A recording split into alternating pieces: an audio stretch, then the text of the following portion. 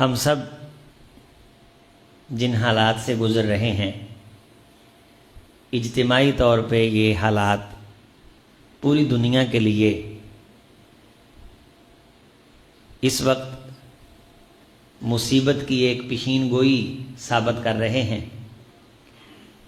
اور دنیا اپنے ہاتھوں عذاب کے اندر گرفتار ہے۔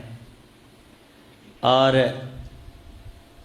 جس طرح یہ ترقی جسے ہم کامیابی، کامرانی اور دنیا کی ترقی کا نام دے رہے ہیں، جیسے جیسے یہ زیادہ ہو رہی ہے، یہ ترقی بڑھ رہی ہے، ویسے ویسے کائنات، انسان جنگل کے قانون کی طرف جا رہے ہیں۔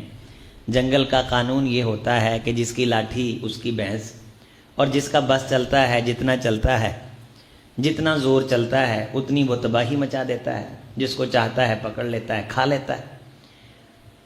وہ یہ نہیں دیکھتا کہ یہ آگے کون ہے، اس کی جنگل کو کتنی ضرورت ہے، اس کی بھی جان ہے، اس کے بھی بچے ہیں۔ نہیں، جنگل کا قانون یہ ہوتا ہے کہ بس مجھے خود سے غرض ہے۔ جس کا بس چلتا ہے وہ اپنے اس بس اور طاقت کے مطابق ظلم کرتا ہے۔ جیسے جیسے یہ ترقی ہو رہی ہے، ویسے ویسے دنیا اسی جنگل کے قانون کی طرف بڑھ رہی ہے، نہ کہ اس ترقی کے نتیجے میں کوئی بہتری آ رہی ہے، کوئی خیر پیدا ہو رہی ہے۔ ہم سن 2025 میں ہیں، اور جون کا یہ مہینہ جہاں شدت کی گرمی لے کے آیا ہے، وہاں ایک بہت بڑی جنگ جو شروع تو کئی دہائیوں سے ہوئی ہے، اس کا اظہار جو اس مہینے میں سن 2025 کے اس جون میں ہوا، اسرائیل اور ایران جنگ کا، اور اس سے پہلے اس کا آغاز مودی کی طرف سے کیا گیا، پاکستان کو زدکوب کر کے، مرعوب کر کے، اور خود ایک بناوٹی بہانہ بنا کے ہمیں مارنے کی کوشش کی گئی اور دبانے کی کوشش کی گئی، لیکن اللہ پروردگار نے مہربانیاں فرمائیں اور ہمیں عزتیں عطا کی۔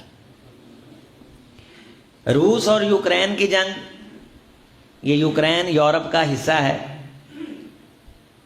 یورپ کا یہ جو یونائٹڈ اسٹیٹ ہے اس کا حصہ ہے، وہ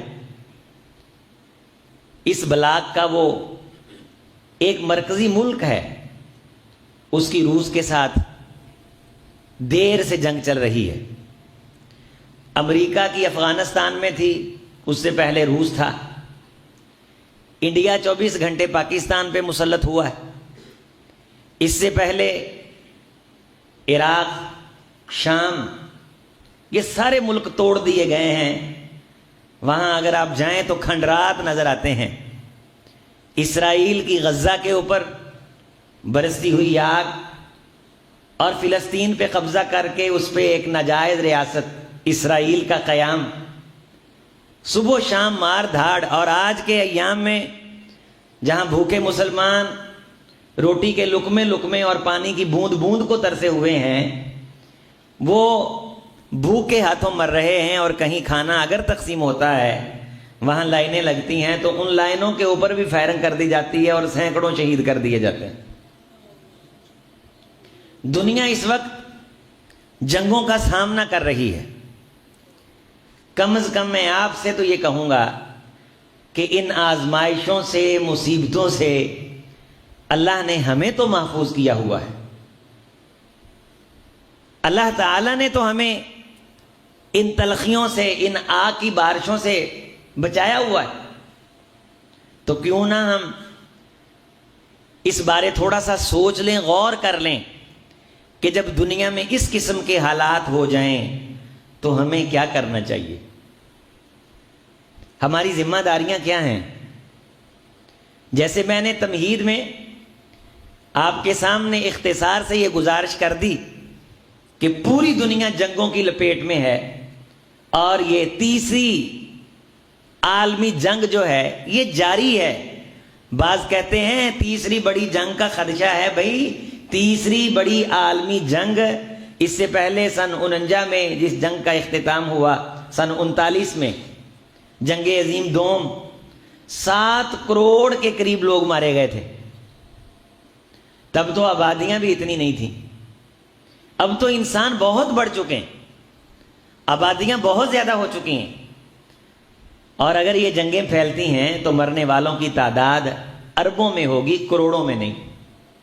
اور یہ بات یاد رکھیں کہ یہ جو ایٹمی ٹیکنالوجی اور میزائل ٹیکنالوجی ہے، یہ ہوا کے ساتھ سفر کرتی ہے، ہوا جس طرف جاتی ہے ان لوگوں کو یہ موت کی نوید سناتے ہیں یہ میزائل۔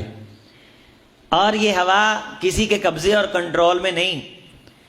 ایران ہمارے ساتھ ہمارا ہمسایہ ملک ہے، اگر اس ملک پہ جنگ مسلط ہے تو یہ ٹیکنالوجی کی جو جنگ ہے، یہ جو میزائلوں کی جنگ ہے، ری ایکٹر شعاؤں کی جو جنگ ہے، یہ ایک ملک تک محدود نہیں رہتی، بلکہ جہاں جہاں ہوائیں سفر کرتی ہیں اس کے نقصانات وہاں وہاں جاتے ہیں،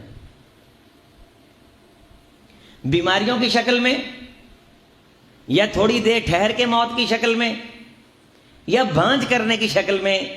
ان جنگوں کے بہرحال اثرات ضرور ہیں، اللہ محفوظ فرمائے۔